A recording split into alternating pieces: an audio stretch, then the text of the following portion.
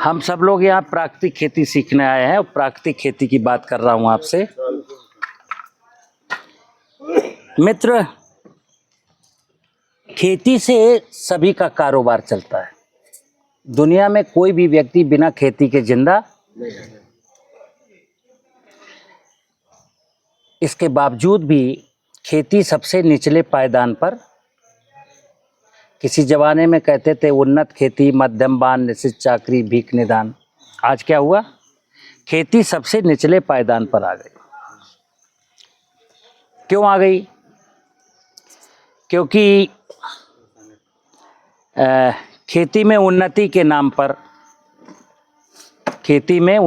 नाम पर हमको झूठ परोसा गया। हमने खेती का सत्य कभी जाना ही नहीं और ना लोगों ने जानने दिया। हम खेती में उर्वरक डालते हैं, सबके मन में बैठ गया है कि फर्टिलाइजर तो देने ही पड़ेंगे, बिना फर्टिलाइजर के नहीं होगा। ये मान के बैठे, बिना पेस्टिसाइड के कुछ हो नहीं सकता, ये मान के बैठे। बिना ट्यूबवेल के खेती संभव नहीं, ये मान के बैठे। तो क्या हुआ कि खेती में जो लागत है वो बढ़ती चली गई। खेती पूरी की पूरी रसायनों के भरोसे चली गई।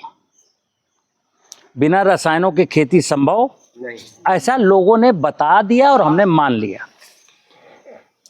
लेकिन मैं ये कहता हूं कि ये रसायनों का विज्ञान कितना पुराना है? अभी 50 साल पुराना है। 60 हो गई, ठीक है ना? चलो, अरे भाई फिर वही बात, बहस करने लगे। अरे कोई कहता 60 साल पुराना, 60 मान लो तुम। उस पर मुश्किल ये है कि अब देखना यहीं से अज्ञान शुरू हुआ। जो मैं बताना चाह रहा हूँ वो नहीं सुनोगे। बाबूजी झूठ बोल रहे, 50 साल नहीं 60 साल भय, अगर है 40 साल भय। यही तो अज्ञानता है। मैं बता रहा हूं उसको समझो कि रसायनों का युग अभी 50-60 साल पुराना है। 60 साल पहले तो प्रारंभ हुआ था, युग नहीं था। युग तो असली शुरू हुआ है अभी 30 साल पहले। स्टार्ट हुआ था छुटपुट कम मात्रा में। जवानी तो अब आई है कि अब, पहले तो लोग मनाते थे आपको। ग्राम सेवक कहता था कि फ्री ले लो एक बोरी, है ये जहर है, हम नहीं डाल रहे। फिर 2 रुपए की बोरी, फिर 13 रुपए की बोरी, फिर 56 रुपए की बोरी, फिर 210 रुपए की बोरी, आज 350 रुपए की बोरी। 350 रुपए की बोरी तो तब है जब इस पर 2000 रुपए की सरकार की सब्सिडी है। ध्यान रखना आप। चलिए, मैं ये कह रहा था कि रासायनिक खेती है, जैसे मैं आपको सिखा रहा हूं प्राकृतिक खेती करनी है। क्यों करनी है? एक प्रश्न आता है ना, क्यों करनी है? खुशियों के लिए करनी है, बच्चों के लिए करनी है, उज्जवल भविष्य के लिए करनी है। तो रासायनिक खेती में भविष्य उज्जवल नहीं है? नहीं है। कैसे? रासायनिक खेती में क्या क्या हुआ देखना आप, मैं आपको समझा रहा हूं। जब से हमने रासायनिक खेती शुरू की, जमीन में जीवांश कार्बन घट करके 0.3 रह गया, जो 1% था। जब से मैंने रासायनिक खेती शुरू की, जमीन के सारे सूक्ष्म जीव खत्म हो गए। जब से मैंने रासायनिक खेती की, हमारा केंचुआ, मेंढक, चिड़िया, तितली, मधुमक्खी गायब हो गए। इस रासायनिक खेती ने मनुष्य को अस्पताल तक पहुंचा दिया। इस रासायनिक खेती ने आपको कर्ज में डुबो दिया। इस रासायनिक खेती से किसी भी खाने को खाइए, दाल को, रोटी को, सब्जी को, चावल को, दूध को, घी को, स्वाद नहीं है। इस रासायनिक खेती की वजह आपके भोजन में पौष्टिकता नहीं है। अब किसान खेती करता है और कर्ज में डूबा है, तो प्राकृतिक खेती क्यों करनी है? ताकि मैं कर्ज से मुक्ति पा जाऊं, ताकि मेरा शरीर स्वस्थ हो जाए, मेरे घर में कोई बीमार ना हो, ताकि मेरी ज़मीन स्वस्थ हो जाए, ताकि तितली, मधुमक्खी, केंचुआ, चिड़ियाँ सब वापस आ जाएं, ताकि अब मुझे urea, DAP, potash, zinc, sulphur डालने की जरूरत ना पड़े, फसलों में कोई बीमारी ना लगे, फसलों में कोई कीड़ा ना लगे, इसलिए करनी है। तो ये तो तय है कि रासायनिक खेती से अब दुनिया ऊब चुकी है। ऊब तो आप भी चुके हो, क्योंकि कुछ बच नहीं रहा है। अब मुझे प्राकृतिक खेती करनी है। तो आज की तारीख में हिंदुस्तान में निरे लोग प्राकृतिक खेती सिखा रहे हैं। कोई कह रहा है कि बाबूजी हम दवा नहीं डालना चाहते, हमें बताओ बीमारी लगी, बोले हींग डाल दो। कोई कह रहा फिटकरी डाल दो। कोई कह रहा मट्ठे में तांबे का सिक्का डाल के 10 दिन रखो, फिर उसका स्प्रे मार दो। कोई कह रहा मिट्टी खोद लो, मिट्टी को छान लो, पानी में घोल के स्प्रे मार दो। जैसे वो जादू टोना गुड्डे गुड़िया का खेल होता है ना मित्र, इनकी कोई जरूरत नहीं। प्राकृतिक खेती का मतलब पहला है कि हमें प्रकृति को समझना है, प्रकृति को जानना है कि प्रकृति है क्या। तो प्रकृति क्या है सुनना। प्रा से है प्राकृतिक संसाधन, प्रा पंच महाभूत, प्रा से है पंच महाभूत, भगवान, कृति, प्राकृति, कृति से है पंच महाभूत या भगवान के द्वारा रची गई रचनाएं 84 लाख योनियों की। इसको जानना है कि भाई हमारा इस धरती में, मैं इसी प्रकृति में तो रहता हूं, तो मैं भी प्रकृति की एक इकाई हूं। तो मुझे प्रकृति की व्यवस्था में, परस्परता में मिलकर के जीना, प्रकृति के साथ चलना, कंधे से कंधा मिला करके, जहां हम किसी भी इकाई से कोई नफरत नहीं करते, क्योंकि प्रकृति के द्वारा रची गई रचनाएं भगवान की हैं। और भगवान ने जितनी भी रचनाएं रची हैं उनका इस धरती पर होने का कोई ना कोई प्रयोजन, अकारण यहाँ कोई नहीं है। सबके यहाँ पर होने का कोई ना कोई कारण, चींटी के भी होने का कारण है, केंचुए के भी होने का कारण है, तितली के होने का कारण है, हर खरपतवार के होने का कोई ना कोई कारण है। हमारा भी कोई कारण है। प्राकृतिक खेती में हमको एक चीज पर अध्ययन करना है कि जब चिड़ियों का, वनस्पतियों का, जलचर का, थलचर का, नभचर का, सब का यहाँ पर होने का कोई ना कोई कारण है, तो मनुष्य तो परमात्मा की सबसे सुंदर रचना है, इसका भी यहाँ होने का कोई ना कोई कारण होगा। क्या कारण होगा? कारण क्या है मनुष्य के होने का? तो आपने पढ़ा है पूजा में, कथा में, भागवत में, वेद में, पुराण में लोगों ने सुनाया क्या कि मनुष्य परमात्मा की सबसे सुंदर और अंतिम रचना है धरती पर। मनुष्य परमात्मा की धरती पर सबसे सुंदर और अंतिम रचना है। अब जैसे मैं किसी से पूछूं कि तुम्हारी सुंदरता का मतलब क्या है, जैसे हम कहते हैं ना कि हम सबसे सुंदर हैं, हम सबसे अंत में आए, तो दो बातों पर विचार करना कि तुम सबसे अंत में क्यों आए।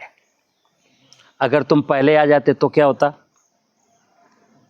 अगर तुमको ईश्वर सबसे पहले धरती पर बना करके भेजता तो तुम क्या करते हैं? बाजा बजाते। क्यों? क्योंकि तुमको मुर्गा खाना है, तुमको अंडा खाना है, तुमको मछली खाना है, तुमको बकरा खाना है, तुमको फल खाना है, तुमको सब्जी खाना है, तुमको दूध पीना है, और ये सब होते ही नहीं। तुम यहाँ क्या करते? मर जाते। पैदा हुआ मर गया, पैदा हुआ मर गया, यहाँ कुछ है ही नहीं खाने पीने के लिए, तो मर ही जाओगे।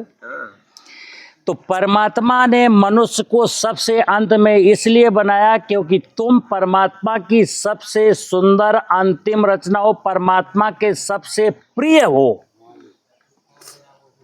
हम परमात्मा के सबसे प्रिय इकाई हूं, मैं मनुष्य। परमात्मा ने प्रिय क्यों हो? क्योंकि परमात्मा ने कहा बेटा तुम जाओ, हम तो रोज रोज यहाँ नहीं रहेंगे, अब तुम ये जो धरती रूपी बगिया है ना, इसको तुम संभालो। यहाँ तो बागवां खुद ही बहारें लूट लेते, रखे जो सुरखुरू गुलशन कोई माली नहीं मिलता। हम लोग तो भगवान के द्वारा बनाई गई व्यवस्था को लूटने में लग गए कि नहीं लग गए? माली क्या बन गया? राक्षस। तो हमारा अंत में होने का मतलब था कि तुमको इस संपूर्ण व्यवस्था को देखना है और बाकी जिम्मेदारी परमात्मा के ऊपर, भगवान के ऊपर, प्रकृति के ऊपर छोड़ दो। तो आज जो मैं प्राकृतिक खेती बता रहा हूं, आप अपनी जमीन में कार्बन बढ़ा दो, जीवांश बढ़ा दो, यानी जीवामृत डाल दो। जीवाणु जो मारे हैं उनको एक बार फिर से डाल दो और दोबारा कान पकड़ो कि अब मैं इनको मारूंगा नहीं। खेत की मेड़ बना दो, खेत की मेड़ों पर पेड़ लगा दो और जितना भी कूड़ा करकट मल मूत्र हो सब खेत को वापस, बकाया काम भगवान पर, प्रकृति पर छोड़ दो। आज धरती पर देश में हमारे जितने भी जंगल हैं, क्या किसी सरकार ने लगवाए हैं? सब चिड़ियों के बोए गए हैं। तो एक सुनना आप, भगवान के बहुत हाथ पांव हैं, उसकी माया, उसकी व्यवस्था अपरंपार है।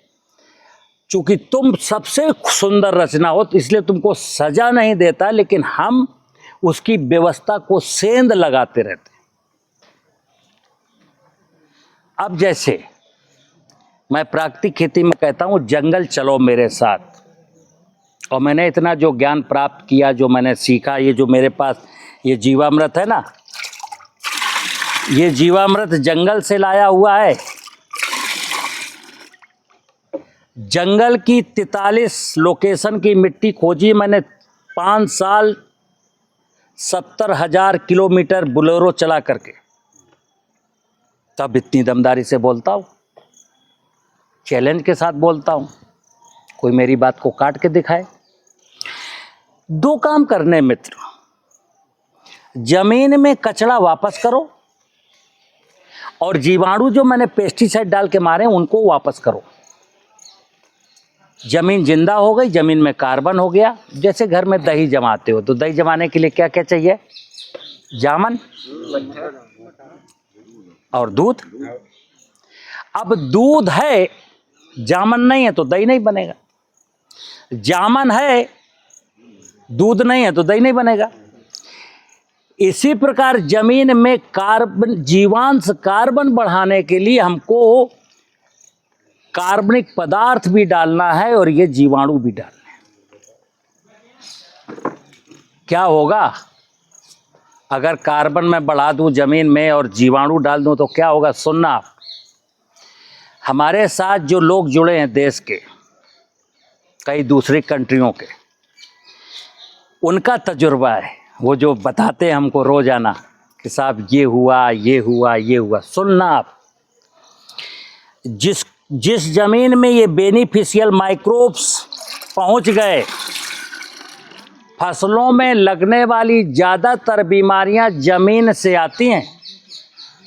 भूमि जनित बीमारियां हैं ज़्यादातर। अगर ये जीवामृत के जीवाणु वहाँ हैं तो ज़्यादातर भूमि फसलों में बीमारियां फैलाने वाले पैथोजन को ये जीवामृत के जीवाणु वहीं खत्म कर देंगे। बीमारी फसलों में आएगी ही नहीं। बच गए। अगला, कार्बन था और ये जीवामृत था, तो क्या हुआ? इन जीवाणुओं ने कार्बन को खाया, जीवाणु मरे तो वहां जीवांश बढ़ गया, तो फसलों को किसी पोषक तत्व की जरूरत नहीं। उर्वरक से बच गए, फफूंदनाशक से बच गए।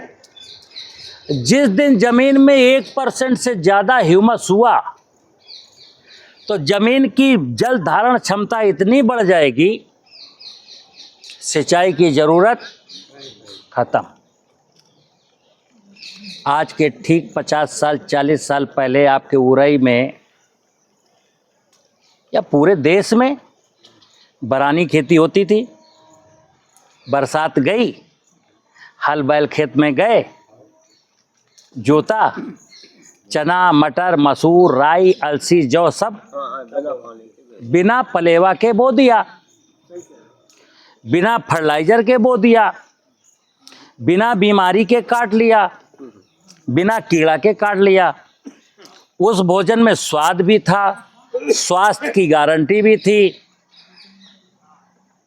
और आज के भोजन में ना स्वाद की गारंटी है ना स्वास्थ्य की गारंटी। कारण कि जमीन में ताकत नहीं थी तो उस उपज में भी ताकत नहीं थी। जमीन में न्यूट्रिशन की कमी थी, वो न्यूट्रिशन की कमी फसल की उपज में आ गई। दूसरा, आपने वहाँ फंजीसाइड बीडीसाइड इंसेक्टिसाइड डाले तो उनके भी रेजिडुअल इफेक्ट उस भोजन में आ गए। तो कहते करेला कड़ू दूसरा नीम चढ़ा। अब आपने ऐसा जैसे सब लोग टमाटर भिंडी मूली गाजर तो खरीदते हो ना, बाजार से खरीदते हो कि नहीं? तो बड़े प्यार से खरीदते हो। आज करेला खाऊंगा, आज भिंडी खाऊंगा, शिमला मिर्च खाऊंगा, आज तरोई खाऊंगा, लौकी खाऊंगा। पता है तुमको उस तरोई में, मिर्च में, टमाटर में, भिंडी में 17 बार पेस्टिसाइड डाला जा चुका है। मतलब 1 एकड़ जमीन में 40,000 का 30,000 की 25,000 की दवाई डल चुकी, तब तुमको भिंडी मिली है। खाने को तो खा लिया भाई साहब। अब घर में कोई बीमार हो गया तो डॉक्टर के यहाँ जाओ, 15-20 हजार बर्बाद करो। बात समझ रहे हैं? तो प्राकृतिक खेती इसलिए करनी है ताकि हम सुखपूर्वक स्वस्थ जीवन जी सकें और आने वाली पीढ़ियों को प्राकृतिक संसाधन और जैव विविधता बढ़िया सी छोड़ के जा सकें। यहाँ जो लोग आए, अब प्राकृतिक खेती मैंने कहा कार्बन तो आपको डालना है, सड़ा गला मल मूत्र कचरा फसलों के उससे, वो तो आपका काम है। रही बात जीवाणुओं की, तो जीवाणु आपको हमसे ले जाना है। क्या करना है? आप 2 लीटर की बोतल ले जाइए, फ्री है। क्या करेंगे? एक ऐसा ही ड्रम लेना और 2 लीटर की बोतल उसमें पलट देना। 200 लीटर जिसको बनाना, उसकी बात बता रहा हूं। जिसको 100 लीटर बनाना बता दूंगा, किसको 100 लीटर बनाना, किसको 50 लीटर बनाना, किसको 200 लीटर बनाना। 200 लीटर उन किसानों को बनाना जिनके पास 8, 9, 10 एकड़ जमीन हो, क्योंकि एक 200 लीटर के ड्रम से 10 एकड़ के लिए जीवामृत बन जाता है। अब जिसको 200 लीटर बनाना है तो उसने क्या किया, 1 बोतल जीवामृत इसमें डाल दिया, 200 लीटर पानी भर दिया और क्या किया, ये 50-55 दिन में बनना है। तो इसमें 28 किलो चीनी अथवा 28 किलो गुड़ डाल दिया। मेरी कुछ वीडियो में आटा भी डालने को बताता हूं, तो कंफ्यूज मत करना। 14 किलो चीनी 14 किलो आटा भी डाल सकते, 14 किलो गुड़ 14 किलो आटा भी डाल सकते। जिसके पास 5 एकड़ की जमीन है उसको क्या समझना है, ये 2 लीटर की बोतल ले गया, डाल दिया, 100 लीटर पानी भरेगा और ये भोजन जो मैंने 28 किलो डलवाया उसका आधा कर देगा, 28 का 14। जिसको 50 लीटर बनाना है वो 50 लीटर डालेगा और 14 का आधा कर देगा, 7 किलो भोजन डालना है। बनाने के बाद जब हमने इतना डाल दिया, चीनी डाल दिया, जीवाणु डाल दिए, पानी भर दिया, इस प्रकार का एक पंजा लेना है।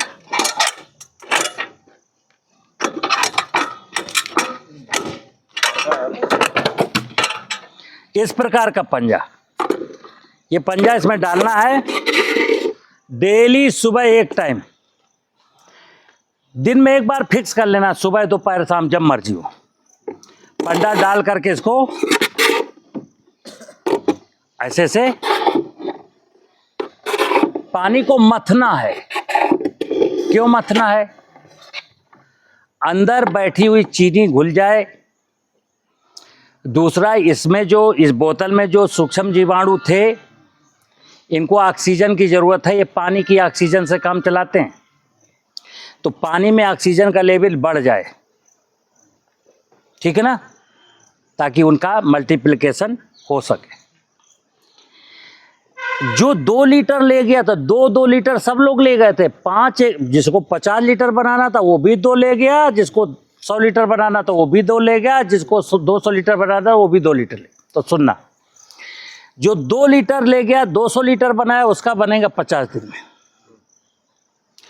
जो 2 लीटर ले गया 100 लीटर बना रहा है उसका बन जाएगा 30 दिन में। जो 2 लीटर ले गया 85 लीटर बना रहा है उसका बन जाएगा 15-16 दिन में। कारण जामन ज्यादा है, दूध कम है। ये हमारे घर की माताएं बहनें जो है वो दही जमाना होता तो उनको अच्छा आइडिया है कि दही की कड़ी बनानी तो जामन की मात्रा बढ़ा देती ताकि खटास आ जाए, और दही अगर पराठों के साथ खाना तो जामन की मात्रा थोड़ी घटा देती ताकि वो पूड़ी के साथ खटास ना हो। और सामान्य बिलोना होता है तो उनका सामान्य क्वांटिटी है, वही हमको करना। ये बन गया भाई साहब, डालना कैसे है?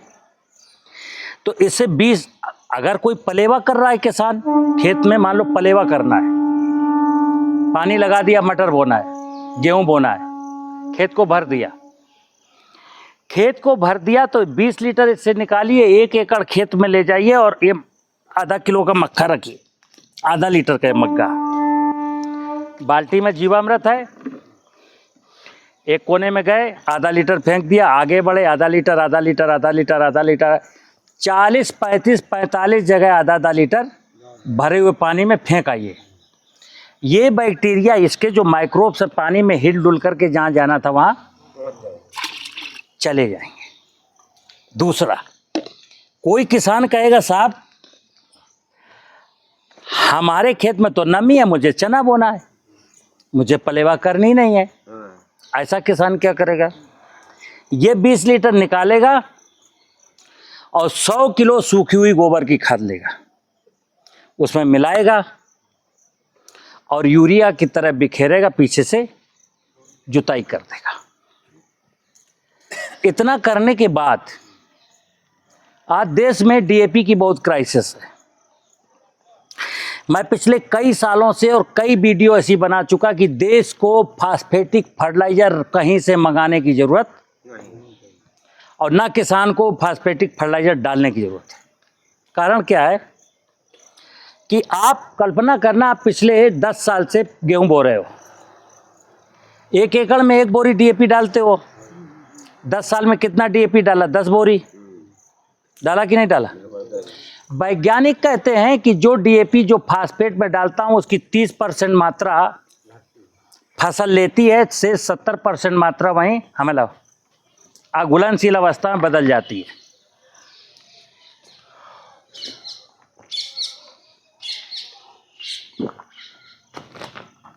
तो आपने 10 बोरी पिछले 10 साल में 10 बोरी डाला है ना डीएपी, तो मानिए कि 3 बोरी तो आपकी उपयोग में आई है, 7 बोरी डीएपी अभी खेत में रखी है अघुलनशील अवस्था में। वो 7 बोरी डीएपी आप अगले 40 साल तक डीएपी न डालिए, तब भी पैदावार में कोई कमी नहीं आएगी। डीएपी की कहाँ जरूरत है? डीएपी तो खेत में बहुत रखी है, लेकिन ये बात कोई बताता है ना, क्योंकि सबके अपने अपने स्वार्थ है। आपको समझना है कि जमीन, और एक चीज है, चलिए रखी है कि नहीं रखी है, एक चीज और समझना है।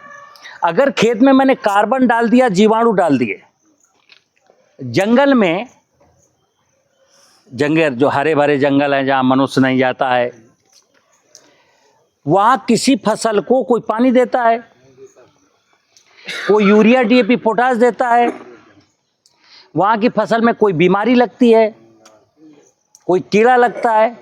क्यों? जहां परमात्मा भगवान की, मैंने कहा प्रकृति, जहां पंच महाभूत और उनके द्वारा रची गई रचनाएं आनंद के साथ रहती हैं। वहाँ किसी पोषक तत्व की, किसी पानी की, किसी चीज़ की ज़रूरत नहीं है। वहाँ चूंकि वो भगवान की व्यवस्था खुद सक्षम है, हर चीज़ों को मैनेज कर लेती है। यहाँ क्या हुआ, हमारी खेती में क्या हुआ कि हमको समझाया गया कि नहीं तुमको मैनेज करना है, और मैनेजमेंट नहीं सिखाएगा, मिसमैनेजमेंट करना, प्रबंधन नहीं कुप्रबंधन करना है। जैसे किसी फसल में यूरिया डीएपी डालना कुप्रबंधन है। प्रबंधन क्या था, जमीन को अच्छा बनाना प्रबंधन था। किसी कीड़े को पेस्टिसाइड से डालना एक कुप्रबंधन है। प्रबंधन क्या था, पेड़ लगा दो, चिड़ियाँ वापस आ जाएं, सब चिड़ियाँ अपना कीड़ों का काम कर लेंगी। किसी फसल में बीमारी लगी और फफूंदनाशक डालना एक कुप्रबंधन है, मिसमैनेजमेंट। इसको हमने प्रबंधन कहा। नहीं, प्रबंधन ये था कि जमीन में अगर बेनिफिशियल माइक्रोब्स हो जाएंगे तो बीमारी लगेगी ही नहीं। खरपतवार को मारना बीटीसाइड डाल के कुप्रबंधन है, मिसमैनेजमेंट। मैनेजमेंट क्या था कि हमारे पास 4-6 पशु हों। पहले के ज़माने में क्या होता था, लोग जाते थे और दिन भर उखाड़ते थे, आधा एकड़ के एक ही दिन में उखाड़ दिए और बांध के लाए, कुट्टी मशीन से काटा, पशुओं को खिला दिया, पशुओं का गोबर खेत पे पहुंच गया। अब चूंकि पशु नहीं है, अब मेहनत हम करना नहीं चाहते, तो क्या आसान तरीका है, अरे दवाई ले आओ, डाल दो, मर जाए ससुर। अरे दवाई ले आओ, कीड़न का मार दो ससुर। अरे दवाई ले आए, रोगन का मार दो। अरे यूरिया डीएपी ले आओ, डाल दो ससुर। तो ठीक है, डाल दो। तो कल मैंने क्या बताया था, धरती में जो डालेंगे वही आप, भगवान वही प्रसाद लौटाएगा। हमको डालना चाहिए चना, चने के साथ कार्बन यानी कूड़ा करकट, तो हमको चना मिलता खूब बढ़िया, खूबसूरत, सुंदर सा, जिसको खाते तो टेस्ट आता, उसको खा करके मैं बलवान बनता। अभी क्या डाला, चने के साथ डीएपी, फिर दीमक मारने की दवाई, फिर इल्ली मारने की दवाई, और फिर क्या हुआ, जो आपने जमीन को दिया था, जमीन ने कहा बेटा मैं क्या करूँगा, जो तूने दिया था सब ले ले अपना, तेरा तुझको अर्पण। आदमी गाना गाता है तेरा तुझको अर्पण क्या लागे मेरा, लेकिन अर्पण नहीं करता है। लेकिन भगवान तो शुद्ध रूप से बिल्कुल नीट एंड क्लीन है। वो कहता है तू मुझे अर्पण कर या न कर, लेकिन मेरा एक विश्वास पक्का है, जो तू मुझे देगा वह मैं तुझको वापस कर दूंगा। अब भाई तू कीटनाशक, फफूंदनाशक, खरपतवार नाशक खा के जी या मर, हमारी गारंटी नहीं है। कर्म फल का सिद्धांत है। अच्छा काम भगवान के, प्रकृति की व्यवस्था को सजाने में, रचाने में अच्छा काम करेंगे तो भगवान अपनी नज़रें हमारे ऊपर बनाए रखेगा, नज़रें इनायत रखेगा। और अगर मैंने उसकी बात नहीं मानी, धरती को लूटा, पानी को लूटा, जीव जंतुओं को मारा, तो फिर ये इसकी सज़ा हमको मिलेगी। मुझे उम्मीद है आपको मेरी बात, जीवामृत लेके जाना है हर आदमी को, 2 लीटर 1 लीटर छाया में रखना पड़ेगा। और हाँ, इसको छाया में रखना है। और हाँ, इसको 200 लीटर के ड्रम में ही बनाना है, 50 लीटर के ड्रम में नहीं बनाना, ध्यान रखना। कारण क्या है, ये मेरा बना हुआ जीवामृत है। अगर आप आधा गिलास पी लेंगे तो बहुत ही परमात्मा की दुआ हो तो बच जाओ, नहीं मरना ही मरना। ये बहुत खतरनाक जहर है। तो अगर आपने छोटे ड्रम में बनाया, कुत्ता आया, बिल्ली आई, बकरियां आई, उसकी नज़र लग गई, पी गई, तो बस।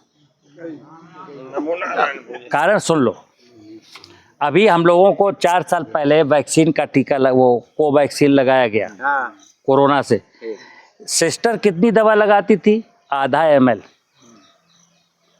और तब भी पता था कि फीवर आ सकता है, तो एक पैरासीटामोल या डोलो की गोली भी देती थी। कि ले जाओ, बुखार है तो खा लेना। अगर वो 5 ml दवा तुम्हारे शरीर में लगा दी जाए तो आप घर नहीं पहुंच सकते, वहीं चित्त हो जाते। माइक्रोबायोलॉजी का एक विज्ञान है कि कितना होना चाहिए। बेसिकली इसमें पाए जाने वाले जीवाणु कार्बनिक पदार्थ को अपना भोजन बनाते हैं, लेकिन मरता क्या ना करता, जब इसके पास कार्बनिक पदार्थ नहीं हुआ तो तुम जानवर की आंतें खा जाएगा। सामान्य परिस्थितियों में दुश्मन नहीं है। जैसे सामान्य परिस्थितियों में सांप मेरा दुश्मन, उसको छेड़ो मत तो दुश्मन नहीं है। आप बैठे रहिए, सांप आएगा बगल से निकल जाएगा, ऐसे कभी नहीं करेगा। आप छेड़ोगे तो हमारा कोई दुश्मन नहीं। लेकिन इमरजेंसी में क्या करता है, जैसे आजकल वो कुत्ते शिकार बना रहे ना, कुत्ते बड़े बड़े शहरों में क्यों बना रहे हैं? इंसान को जानते हो क्या समझना है? कुत्ता क्या खाता? कुत्ता घास तो नहीं खाता, कुत्ता खाता है मांसाहार। गिलहरी का शिकार कर लेगा, कौवे का शिकार कर लेगा, चूहा मार लेगा। अब चूहा तो तुमने बचाए नहीं शहर में, कस्बे में, ना गिलहरी बची। फिर कुत्ता खाता है रोटी। तो पहले सब लोग कुत्ते को रोटी बनाते थे, एक रोटी दे देते थे, 4 घरों से मिल गए, उसका पेट भर गया। अब रोटी अपने लिए तो बन रही, कुत्ते के लिए कौन बनाए? तो रोटी तुम दे नहीं रहे हो, उसका शिकार कोई बचा नहीं है। बताइए, आपकी गली में भूखता है बेचारा, आपकी गली में भूख के क्या करता है? कहीं कुछ होता है लफड़ा तो वो आपको आगाह करता है कि जाग जाओ। चौकीदार क्या करता है जो 10,000 तनख्वाह, जागते रहो। कुत्ता तो कुछ भी नहीं, एक रोटी में कहता था भू भू, जागते रहो। तुम उसको रोटी नहीं दे रहे हो, गिलहरी और पक्षी कुछ बचा नहीं तो क्या हुआ? छोटे छोटे बच्चों का शिकार। एक समस्या बन गई कि नहीं बन गई? बनाई किसने है? आदमी ने। ये हमारी जीवन शैली ऐसी गंदी हो गई है कि मैं किसी को पालना नहीं चाहता हूं। पहले चींटी के बिलों में मैं आटा डालता था, चिड़ियों को पानी, चिड़ियों को अनाज डालता था, एक रोटी कुत्ते की, एक रोटी गैया की निकालता था, 2 रोटी साधु के लिए रखता था। अब तो खुद ही होटल से मंगवा के खा रहे हैं। तो ना साधु को, ना कुत्ते को, ना गैया को। ठीक है ना? नमस्कार। हाँ।